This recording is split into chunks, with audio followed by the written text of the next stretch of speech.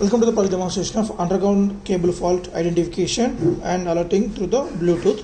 So in this version we have added the extra feature like Bluetooth communication. So through the Bluetooth we are going to get the fault information into the mobile phone, Android mobile phone application. So in this we need to install application, this HC05 from Play Store. So that application will get the data continuously. The same data will be displayed on the LCD screen. So the data nothing but fault identification. So here R, Y, B phases are located. So this is a 10 and 20 and 30 kilometers. So whenever the short occurred, then there is a voltage drop due to this resistance, means potential divider circuit was placed here. So in such a manner, when we make any short here, means in real time these two wires may get shorted, so that the system will get the less voltage. So we have already calibrated the microcontroller to measure the drop voltage. So based on the drop voltage we are going to define the distances. So as we know that the length of a wire is proportional to the resistance. So here we place the 10 kilo ohm, 10 kilo ohm, 10 kilo ohm for every 10 kilometers as an assumption.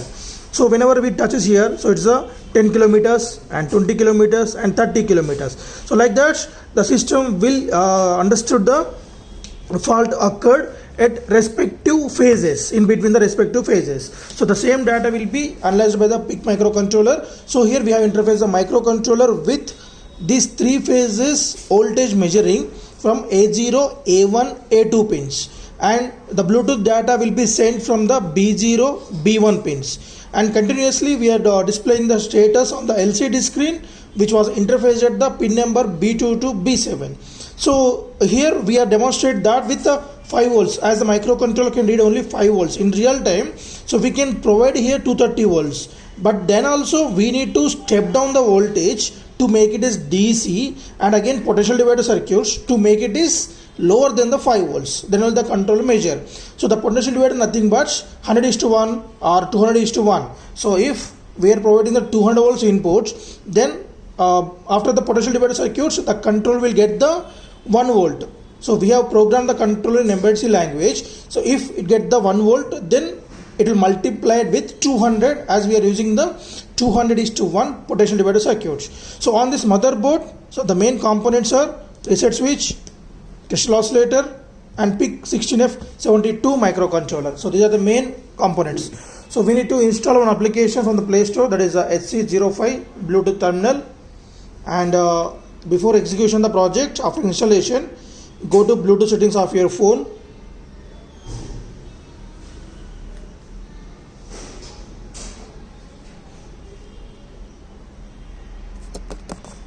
Right, after installation of the application, go to Bluetooth app settings in your mobile phone and on the cage. So then there will be a welcome message on the LCD screen. We can see that. So as we discussed, there is a reset switch. Press and release. So the control will start, but no need of worry about the code won't erase. As of now the status is normal, and now we need to pair to the mobile HC05 from the Bluetooth settings. So pair a new device. So HC05 will appear here, and then we need to enter the password as 1234, right?